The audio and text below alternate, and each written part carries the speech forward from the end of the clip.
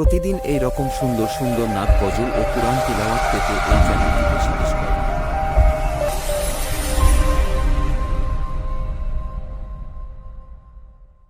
أعوذ بالله من الشيطان الرجيم. بسم الله الرحمن الرحيم. تبارك الذي بيده الملك وهو على كل شيء قدير. الذي خلق الموت والحياة ليبلوكم أيكم أحسن عملا وهو العزيز الغفور. الذي خلق 7 سماوات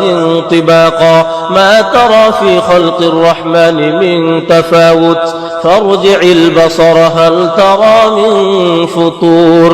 ثم ارجع البصر كرتين ينقلب إليك البصر خاسئا وهو حسير. ولقد زينا السماء الدنيا بمصابيح وجعلناها رجوما للشياطين وأعتدنا لهم عذاب السعير. وللذين كفروا بربهم عذاب جهنم وبئس المصير. إذا ألقوا فيها سمعوا لها شهيقا وهي تفور تكاد تميز من الغيظ كلما ألقي فيها فوج سألهم خزنتها ألم يأتكم نذير قالوا بلى قد جاءنا نذير فكذبنا وقلنا ما نزل الله من شيء إن أنتم إلا في ضلال كبير. وقالوا لو كنا نسمع أو نعقل ما كنا في أصحاب السعير. فاعترفوا بذنبهم فسحقا لأصحاب السعير. إن الذين يخشون ربهم بالغيب لهم مغفرة وأجر كبير. وأسروا قولكم أو اجهروا به إنه عليم بذات الصدور. ألا يعلم من خلق وهو اللطيف الخبير. هو الذي جعل لكم الأرض ذلولا فامشوا في مناكبها وكلوا من رزقه وإليه النشور. أأمنتم من في السماء أن يخسف بكم الأرض فإذا هي تمور أم أمنتم من في السماء أن يرسل عليكم حاصبا فستعلمون كيف نذير. ولقد كذب الذين من قبلهم فكيف كان نكير. أولم يروا إلى الطير فوقهم صافات ويقبضن ما يمسكهن إلا الرحمن إنه بكل شيء بصير. أمن هذا الذي هو جند لكم ينصركم من دون الرحمن إن الكافرون إلا في غرور. أمن هذا الذي يرزقكم إن أمسك رزقا بل لجوا في عتو ونفور. أفمن يمشي مكبا على وجهه أهدى أمن يمشي سويا على صراط مستقيم. قل هو الذي أنشأكم وجعل لكم السمع والأبصار والأفئدة قليلا ما تشكرون. قل هو الذي ذرأكم في الأرض وإليه تحشرون. ويقولون متى هذا الوعد إن كنتم صادقين. قل إنما العلم عند الله وإنما أنا نذير مبين. فلما رأوه زلفة سيئت وجوه الذين كفروا وقيل هذا الذي كنتم به تدعون. قل أرأيتم إن أهلكني الله ومن معي أو رحمنا فمن يجير الكافرين من عذاب أليم. قل هو الرحمن آمنا به وعليه توكلنا فستعلمون من هو في ضلال مبين. قل أرأيتم إن أصبح ماؤكم غورا فمن يأتيكم بماء معين. بسم الله الرحمن الرحيم. نون والقلم وما يسطرون ما أنت بنعمة ربك بمجنون وإن لك لأجرا غير ممنون وإنك لعلى خلق عظيم فستبصر ويبصرون بأيكم المفتون إن ربك هو أعلم بمن ضل عن سبيله وهو أعلم بالمهتدين فلا تطع المكذبين ودوا لو تدهن فيدهنون ولا تطع كل حلاف مهين هماز مشاء بنميم مناع للخير معتد أثيم عتل بعد ذلك زنيم أن كان ذا مال وبنين إذا تتلى عليه آياتنا قال أساطير الأولين سنسمه على الخرطوم إنا بلوناهم كما بلونا أصحاب الجنة إذ أقسموا ليصرمنها مصبحين ولا يستثنون فطاف عليها طائف من ربك وهم نائمون فأصبحت كالصريم فتنادوا مصبحين أن اغدوا على حرثكم إن كنتم صارمين فانطلقوا وهم يتخافتون ألا يدخلنها اليوم عليكم مسكين وغدوا على حرد قادرين فلما رأوها قالوا إنا لضالون بل نحن محرومون قال أوسطهم ألم أقل لكم لولا تسبحون قالوا سبحان ربنا إنا كنا ظالمين فأقبل بعضهم على بعض يتلاومون قالوا يا ويلنا إنا كنا طاغين عسى ربنا أن يبدلنا خيرا منها إنا إلى ربنا راغبون كذلك العذاب ولعذاب الآخرة أكبر لو كانوا يعلمون إن للمتقين عند ربهم جنات النعيم أفنجعل المسلمين كالمجرمين ما لكم كيف تحكمون أم لكم كتاب فيه تدرسون إن لكم فيه لما تخيرون أم لكم أيمان علينا بالغة إلى يوم القيامة إن لكم لما تحكمون سلهم أيهم بذلك زعيم أم لهم شركاء فليأتوا بشركائهم إن كانوا صادقين يوم يكشف عن ساق ويدعون إلى السجود فلا يستطيعون خاشعة أبصارهم ترهقهم ذلة وقد كانوا يدعون إلى السجود وهم سالمون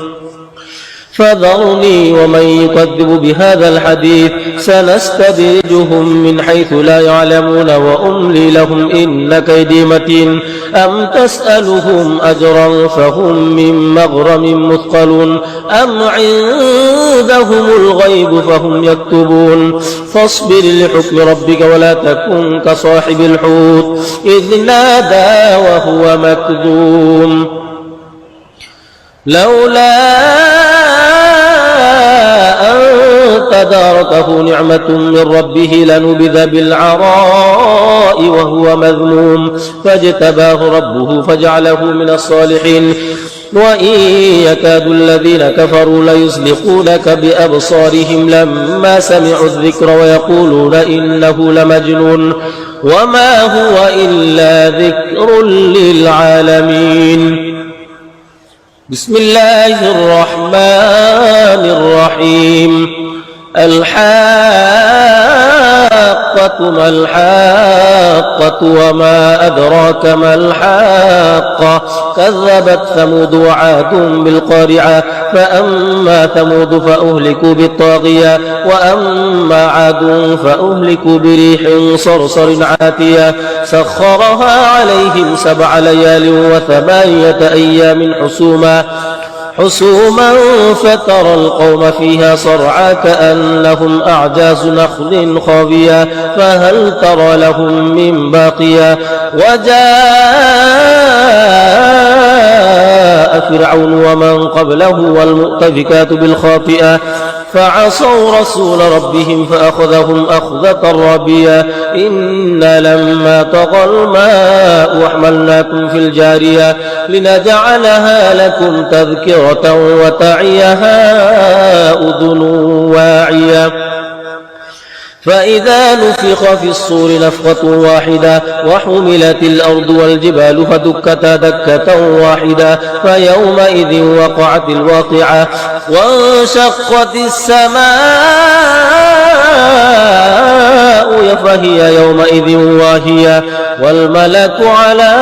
أرجائها ويحمل عرش ربك فوقهم يومئذ ثمانية يومئذ تعرضون لا تخفى منكم خافية فأما من أوتي كتابه بيمينه فيقول هاؤم اقرءوا كتابيه إني ظننت أني ملاق حسابيه فهو في عيشة راضية في جنة عالية قطوفها دانية كلوا واشربوا هنيئا بما أسلفتم في الأيام الخالية وأما من أوتي كتابه بشماله فيقول يا ليتني لم أوت كتابيه ولم أدر ما حسابيه يا ليتها كانت القاضية ما أغنى عني ماليه هلك عني سلطانيه خذوه فغلوه ثم الجحيم صلوه ثم في سلسلة ذرعها 70 ذراعا فاسلكوه إنه كان لا يؤمن بالله العظيم ولا يحض على طعام المسكين فليس له اليوم هاهنا حميم ولا طعام إلا من غسل لا يأكله إلا الخاطئون فلا أقسم بما تبصرون وما لا تبصرون إنه لقول رسول كريم وما هو بقول شاعر قليلا ما تؤمنون ولا بقول كاهن قليلا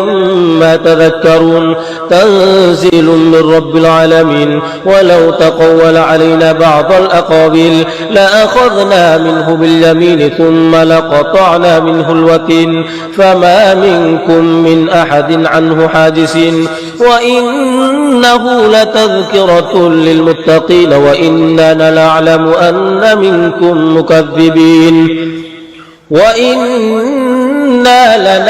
أن منكم مكذبين وإنه لحسرة على الكافرين وإنه لحق اليقين فسبح باسم ربك العظيم بسم الله الرحمن الرحيم سأل سائل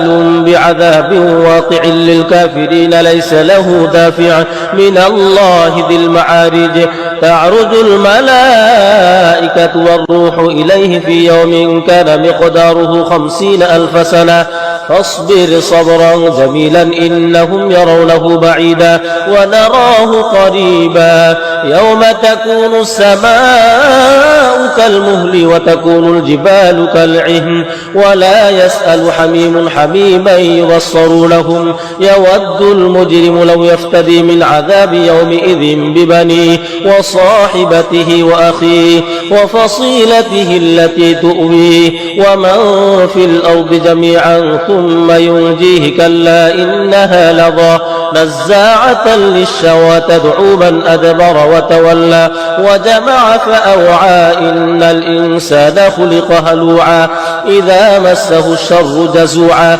وإذا مسه الخير منوعا إلا المصلين الذين هم على صلاتهم دائمون والذين في أموالهم حق معلوم للسائل والمحروم والذين يصدقون بيوم الدين والذين هم من عذاب ربهم مشفقون إن عذاب ربهم غير مأمون والذين هم لفروجهم حافظون إلا على أزواجهم أو ما ملكت أيمانهم فإنهم غير ملومين فمن ابتغى وراء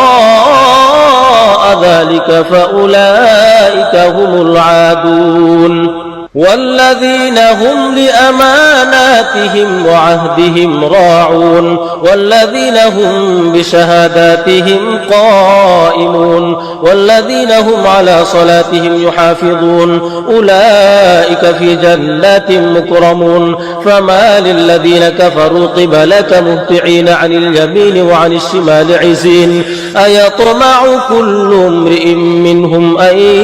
يدخل جنة نعيم كلا إنا خلقناهم مما يعلمون فلا أقسم برب المشارق والمغارب إنا لقادرون على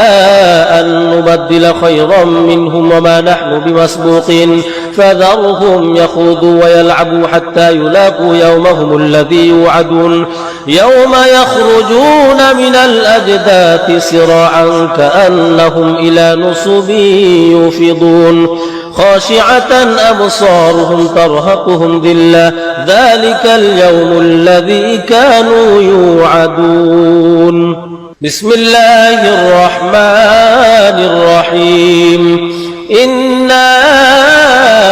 أرسلنا نوحا إلى قومه أن أنذر قومك من قبل أن يأتيهم عذاب أليم قال يا قوم إني لكم نذير مبين أن اعبدوا الله واتقوه وأطيعون يغفر لكم من ذنوبكم ويؤخركم إلى أجل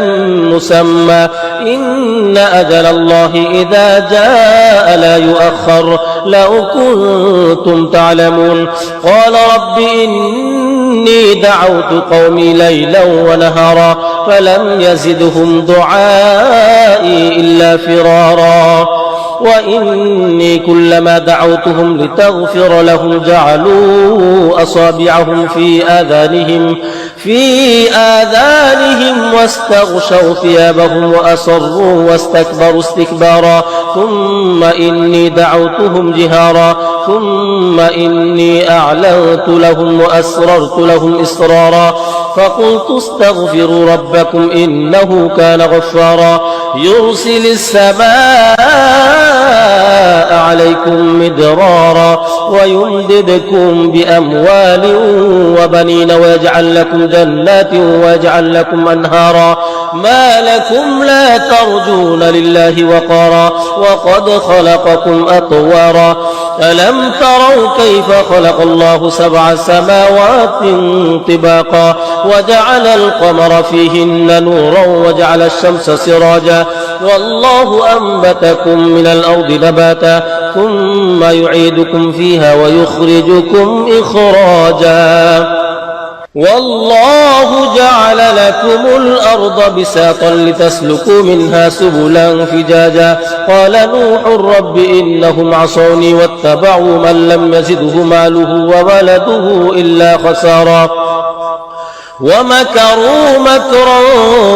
كبارا وقالوا لا تذرن آلهتكم ولا تذرن ودا ولا سواعا ولا يغوث ويعوق ونسرا وقد أضلوا كثيرا ولا تزد الظالمين إلا ضلالا مما خطيئاتهم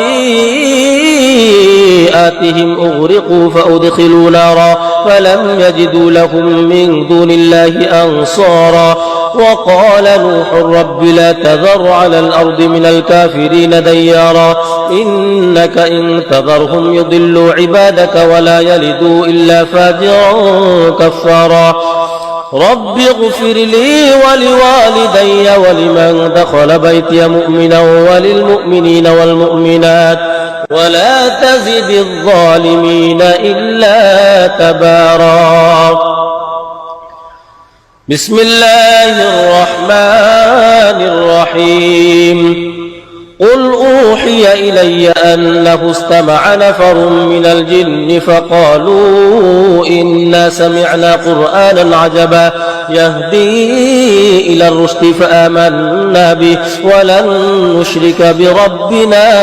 أحدا وأنه تعالى جد ربنا ما اتخذ صاحبة ولا ولدا وأنه كان يقول سفيهنا على الله شططا وأنا ظننا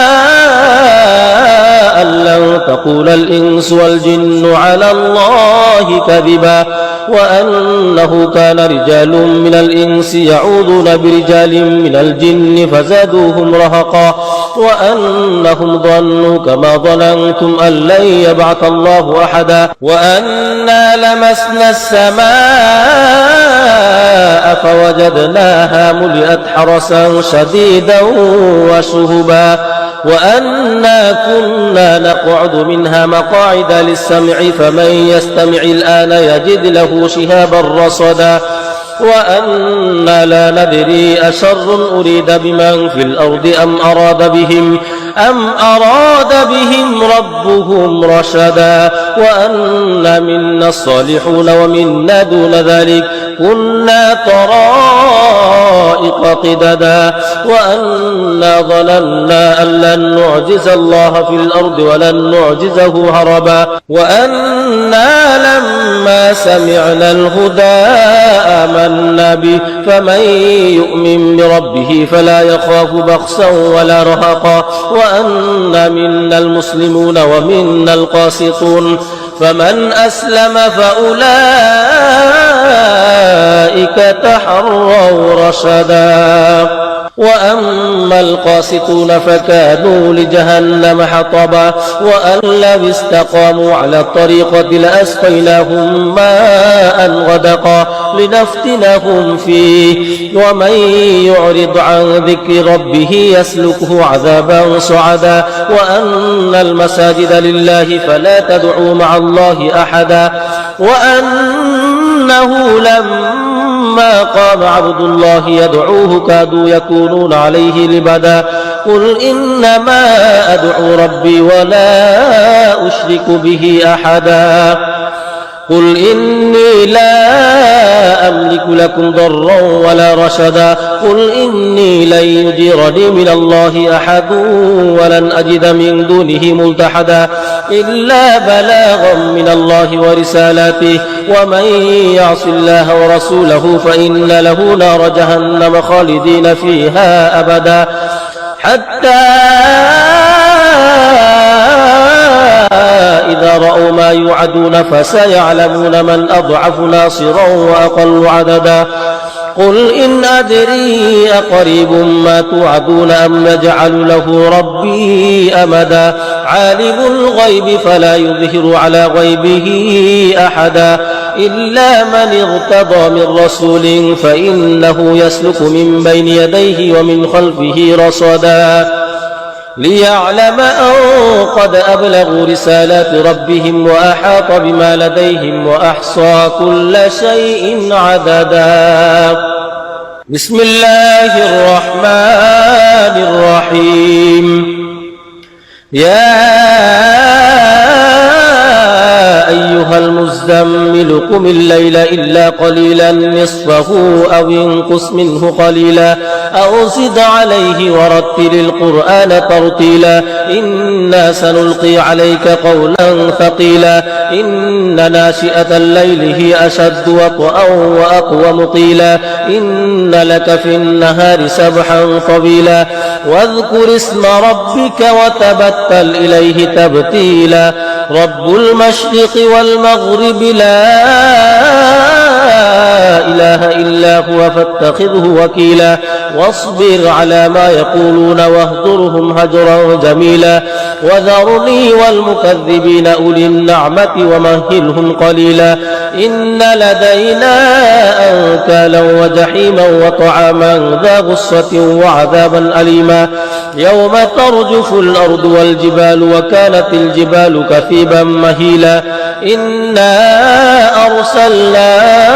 إليكم رسولا شاهدا عليكم كما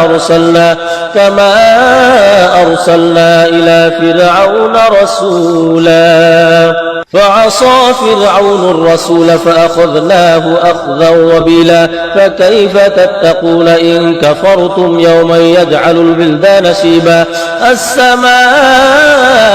منفطر به كان وعده مفعولا إن هذه تذكرة فمن ومن شاء اتخذ إلى ربه سبيلا إن ربك يعلم أنك تقوم أدنى من ثلثي الليل ونصفه وثلثه وطائفة من الذين معك والله يقدر الليل والنهار علم أن لن تحصوه فتاب عليكم فاقرؤوا ما تيسر من القرآن علم أن سيكون منكم مرضى وآخرون يضربون في الأرض يبتغون من فضل الله وآخرون يقاتلون في سبيل الله فاقرؤوا ما تيسر منه وأقيموا الصلاة وآتوا الزكاة وأقرضوا الله قرضا حسنا وما تقدموا لأنفسكم من خير تجدوه عند الله هو خيرا وأعظم أجرا واستغفروا الله إن الله غفور رحيم بسم الله الرحمن الرحيم يا أيها المدثر قم فأنذر وربك فكبر وثيابك فطهر والرجز فاهجر ولا تمنن تستكثر ولربك فاصبر فإذا نقر في الناقور فذلك يومئذ يوم عسير على الكافرين غير يسير ذرني ومن خلقت وحيدا وجعلت له مالا ممدودا وبنين شهودا ومهدت له تمهيدا ثم يطمع أن أزيد كلا إنه كان لآياتنا عنيدا سأرهقه صعودا إنه فكر وقدر فقتل كيف قدر ثم قتل كيف قدر ثم نظر ثم عبس وبصر ثم أدبر واستكبر فقال إن هذا إلا سحر يؤثر إن هذا إلا قول البشر سأصليه سقر وما أدراك ما سقر لا تبقي ولا تذر لواحة للبشر عليها 19 وما جعلنا أصحاب النار إلا ملائكة وما جعلنا عدتهم إلا فتنة للذين كفروا ليستيقن الذين أوتوا الكتاب ويزداد الذين آمنوا إيمانا ولا يرتاب الذين أوتوا الكتاب والمؤمنون وليقول الذين في قلوبهم مرض والكافرون ماذا أراد الله بهذا مثلا كذلك يضل الله من يشاء ويهدي من يشاء وما يعلم جنود ربك إلا هو وما هي إلا ذكرى للبشر كلا والقمر والليل إذ أدبر والصبح إذا أسفر إنها لإحدى الكبر نذيرا للبشر لمن شاء منكم أن يتقدم أو يتأخر كل نفس بما كسبت رهينة إلا أصحاب اليمين في جنات يتساءلون عن المجرمين ما سلككم في سقر قالوا لم نك من المصلين ولم نك نطعم المسكين وكنا نخوض مع الخائضين وكنا نكذب بيوم الدين حتى أتانا اليقين فما تنفعهم شفاعة الشافعين فما لهم عن التذكرة معرضين كأنهم حمر مستنفرة فرت من قسورة بل يريد كل امرئ منهم أن يؤتى صحفا منشرة كلا بل لا يخافون الآخرة كلا إنه تذكرة فمن شاء ذكره وما يذكرون إلا أن يشاء الله هو أهل التقوى وأهل المغفرة بسم الله الرحمن الرحيم لا أقسم بيوم القيامة ولا أقسم بالنفس اللوامة أيحسب الإنسان أن لن نجمع عظاما بلى قادرين على أن نسوي بنانا بل يريد الإنسان ليفجر أمامه يسأل أيان يوم القيامة فإذا برق البصر وخسف القمر وجمع الشمس والقمر يقول الإنسان يومئذ أين المفر كلا لا وزر إلى ربك يومئذ المستقر ينبأ الإنسان يومئذ بما قدم وأخر بل الإنسان على نفسه بصيرا ولو ألقى معاذيرا لا تحرك به لسانك لتعجل به إن علينا جمعه وقرآنا فإذا قرأناه فاتبع قرآنا ثم إن علينا بيانا كلا بل تحبون العاجلة وتذرون الآخرة وجوه يومئذ ناظرة إلى ربها ناظرة ووجوه يومئذ باسرة تظن أن يفعل بها فاقرة كلا إذا بلغت التراقي وقيل من راق وظن أنه الفراق والتفت الساق بالساق إلى ربك يومئذ المساق فلا صدق ولا صلى ولكن كذب وتولى ثم ذهب إلى أهله يتمطى أولى لك فأولى ثم أولى لك فأولى أيحسب الإنسان أن يترك سدى ألم يك نطفة من مني يمنى ثم كان علقة فخلق فسوى فجعل منه الزوجين الذكر والأنثى أليس ذلك بقادر على أن يحيي الموتى بسم الله الرحمن الرحيم هل أتى على الإنسان حين من الدهر لم يكن شيئا مذكورا إنا خلقنا الإنسان من نطفة أمشاج نبتليه فجعلناه سميعا بصيرا إنا هديناه السبيل إما شاكرا وإما كفورا إنا أعتدنا للكافرين سلاسل وأغلالا وسعيرا إن الأبرار يشربون من كأس كان مزاجها كافورا عينا يشرب بها عباد الله يفجرونها تفجيرا يوفون بالنذر ويخافون يوما كان شره مستطيرا ويطعمون الطعام على حبه مسكينا ويتيما وأسيرا إنما نطعمكم لوجه الله لا نريد منكم جزاء ولا شكورا إنا نخاف من ربنا يوما عبوسا قمطريرا فوقاهم الله شر ذلك اليوم ولقاهم نضرة وسرورا وجزاهم بما صبروا جنة وحريرا متكئين فيها على الأرائك لا يرون فيها شمسا ولا زمهريرا ودانية عليهم ظلالها وذللت قطوفها تذليلا ويطاف عليهم بآنية من فضة وأكواب كانت قوارير من فضة قدروها تقديرا ويسقون فيها كأسا كان مزاجها زنجبيلا عينا فيها تسمى سلسبيلا ويطوف عليهم ولدان مخلدون إذا رأيتهم حسبتهم لؤلؤا منثورا وإذا رأيت ثم رأيت نعيما وملكا كبيرا عاليهم ثياب سندس خضر واستبرق وحلوا أسابر من فضة وسقاهم ربهم شرابا